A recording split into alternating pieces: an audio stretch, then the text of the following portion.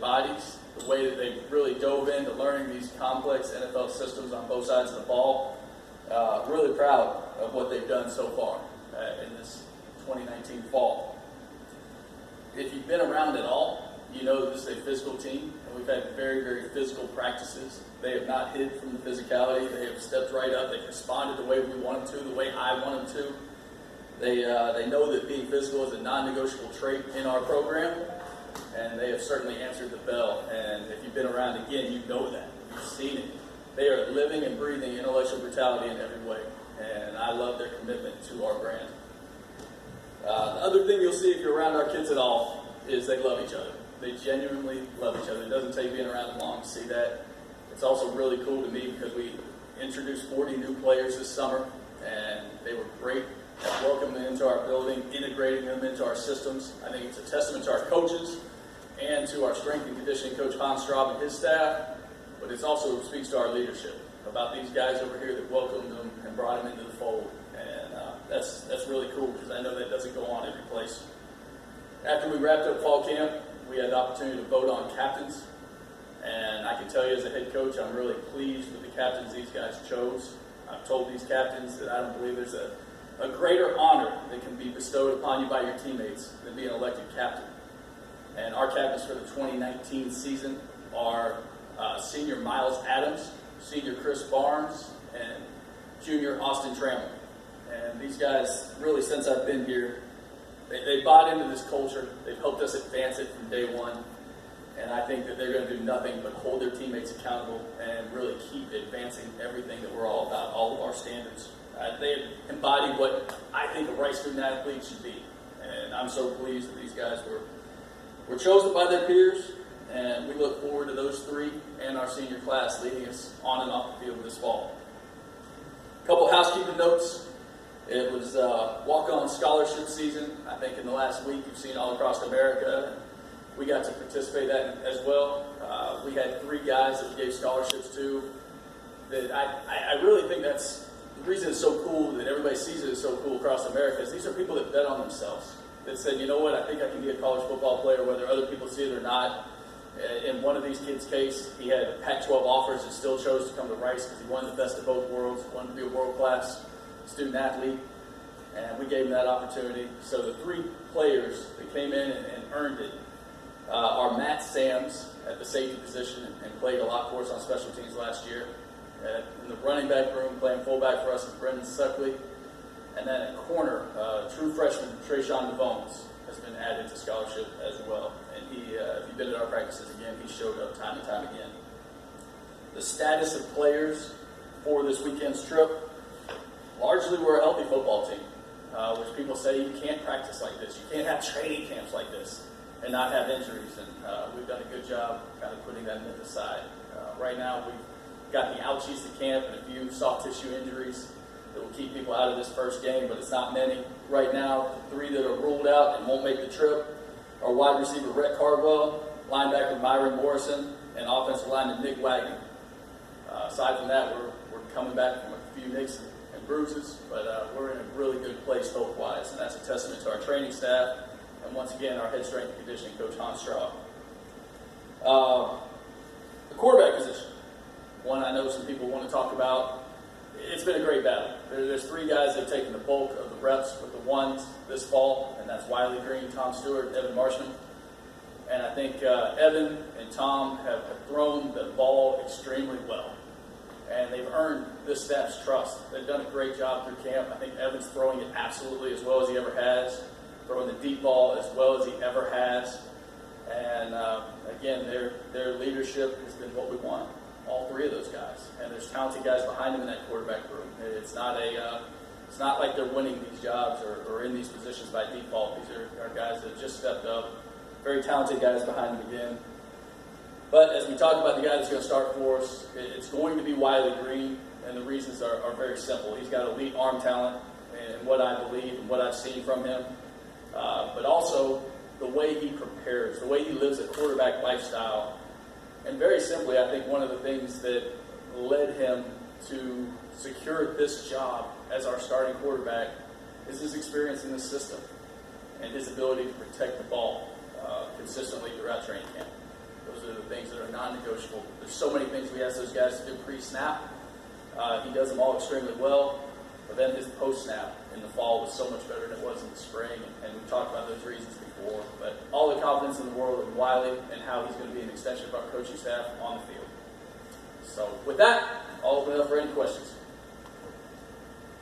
Hey, can you just talk about the challenge of game planning for an offense like Army? Yeah, I don't think it's just Army's offense. I think Army in all three phases, they challenge you. They challenge you in the norms, if you will. But I know you're asking specifically about their offense, so we can talk about that. I just think that the triple option makes you start preparing for it. It would be extremely hard to prepare for this team in 1 week, in 2 days of actual practice. Luckily for us, we started practicing on them in the spring for the last 2 weeks, and our commitment to them defensively has been real.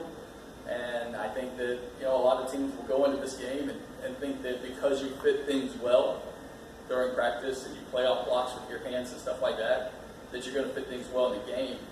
And I think you see game in and game out that that's simply not true. You have to practice against live cutting, which we did. You have to practice against the speed of this system to the best of your ability.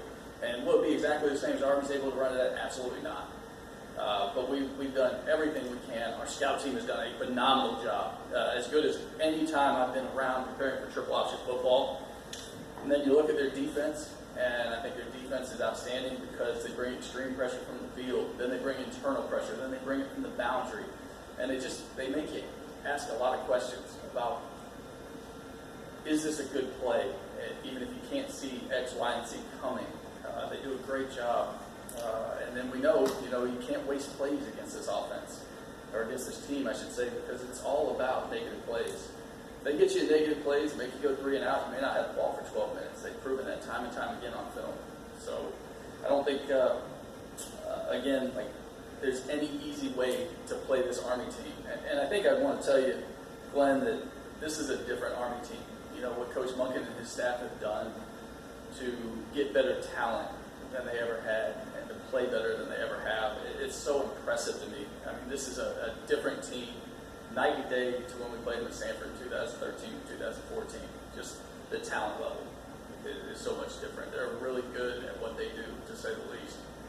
I also think about, that what they did last year, to end the season, beating the team across town 70-14, and I think ended up ranked number 19 in America.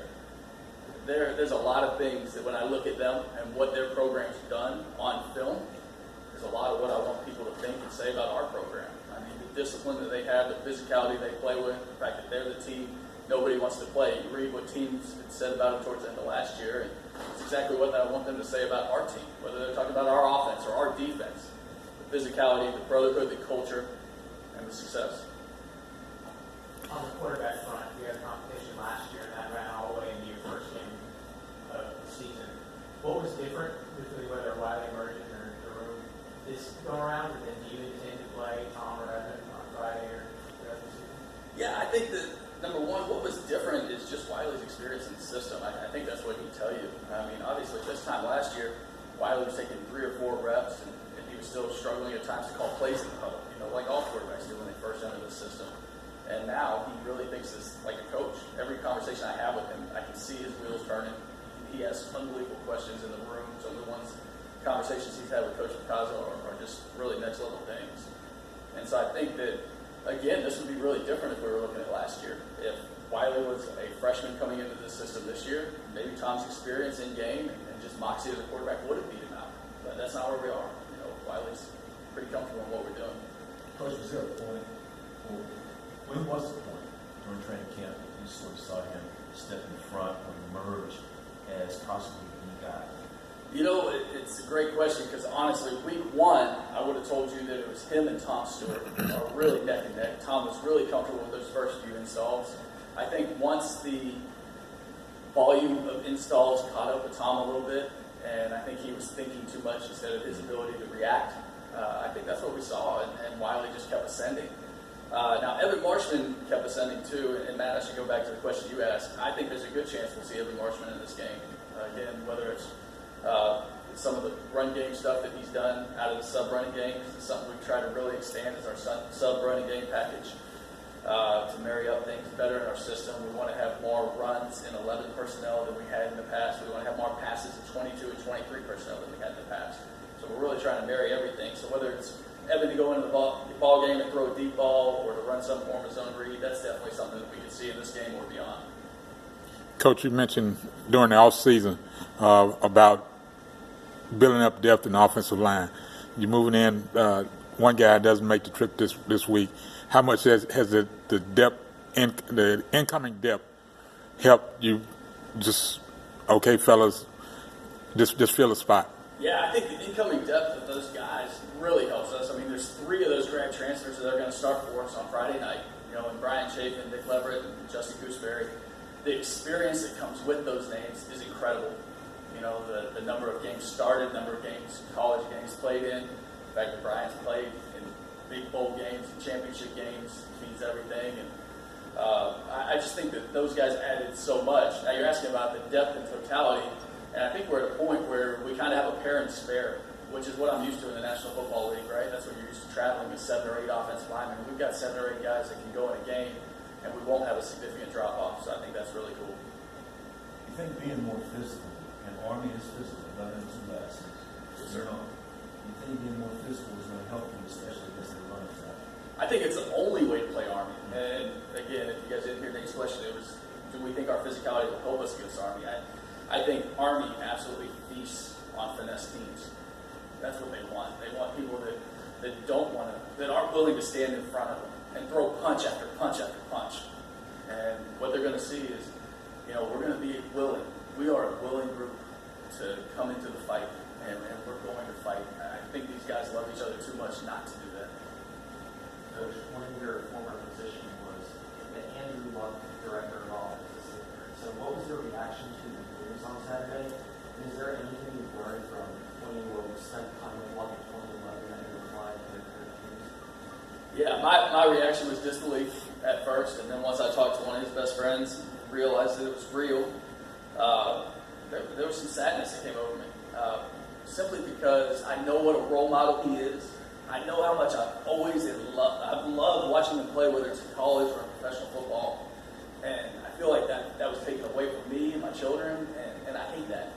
Do I think he's making the right decision once I learned more of the facts? That he's never had an off season. He's had to deal with surgery and rehab every single off season. Never had a break. And I know that he's married. I know he's expecting a child. I know there's things, as smart as Andrew is, that he can see the big picture and know that there's things bigger in football for him. So I'm absolutely happy for him. I have no idea what's next. It wouldn't be right for me to speculate. But I know he'll be successful at whatever it is. So I guess the best way for me to say it is I'm honored that I got to work with Andrew. You talked so much about finishing last season, and how in the last several months, the last several weeks, have you tried to be part of that I wish you would ask them that question, because there's not much we do where we don't talk about finish. You know, discipline, finish, toughness, mental toughness. One thing that I thought was really cool this offseason is I got to hear Tom Brady talk about competitive stamina. And what he said is anybody can go into a practice, anybody can go into a season and rock it for 3 days, or 3 periods, or 3 games. But he said, I have great competitive stamina. And that's what I've challenged our guys to attain, to get to a place where they have great competitive stamina. So it doesn't matter the distraction or the length of time or the point in the game. They're going to be fine. They're going to fight through that thing. Again, I think it's going to come down to how much they love each other and the fact they're going to look at each other and just say, I got this. Let's keep going. And adversity is going to strike. You know, in every football game, in every football season, adversity strikes. And I actually like where our guys are right now. I think they're going to be able to respond very well. And we know this, when things like that happen, as much as we want to prepare them in summer conditioning and through the program and the mental gymnastics and games we play there, and the way we try to talk them through situations in fall, when that situation arises and that adversity hits and we're sitting there 4th down and 1, whether we need it or need to stop somebody with the game on the line, my whole staff and myself are going to be a sideline away. It's going to be up to them. So I love that our leadership has come up to the level that it's at right now. Let's talk about the run game, your run game, and we've seen how guys are busting through holes in the run game, how physical that is, and how much confidence you have in it going against all the teams. Yeah, very good defensively. You're exactly right. So just think we're in a good place. I think run game wise, we believe in our core. We know our core, and we're going to do our best job as coaches to stay within that core all season, not just against the Army. Like, who are we? We're a gap scheme team. We're a two-back team. Then we talked about those sub-runs that we've added. And just because it's only 11 personnel or 10 personnel on the field, we call them, it doesn't mean it's not an extremely physical round. Every time we get an opportunity to do anything on the football field, it's just got to be done in the most physical manner possible. But to answer your question, I like where we are in the running game. I think our kids have confidence and understanding of what needs to happen, and they understand that position blocking is not a word we use in our system. It's about moving a man from point A to point B against his will. And I think if you ask any of our kids, they'll know that. So at least we're singing out the same hymnal.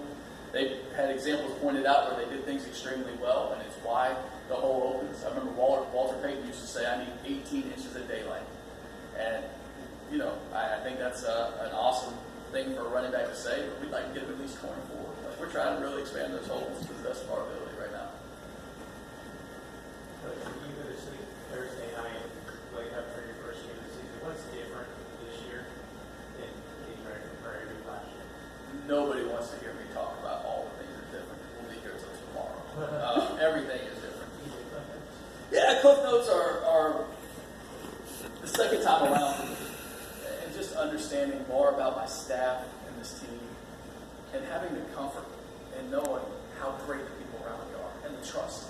And I probably tried to do too much in a first-year head coach, especially with the experienced guys that I have around me. And I know who I can trust with what, and so I can focus on the things that are truly important. I know this team better. I know this group of guys, especially these leaders, better. I will sleep well Thursday night. The quarterback Hopkins, you a little different because he can pass a little more than the quarterbacks they had in the past. Yeah, he's pretty sporty. Yeah. He's a good player. Really good player. I think you look at him offensively, I think he makes it go. And I think that's the biggest difference. I think they had 8 turnovers all of last year. I remember a game a few years back where they had 6 in a game. You know, and that's when their offense stalls, when they can keep the ball going and keep getting the 4th and 1 and then move into 6. I mean, that's where they want to be. This kid's done a great job. And the fact that he does throw real well makes him really dangerous. I think he is absolutely the key to their offense.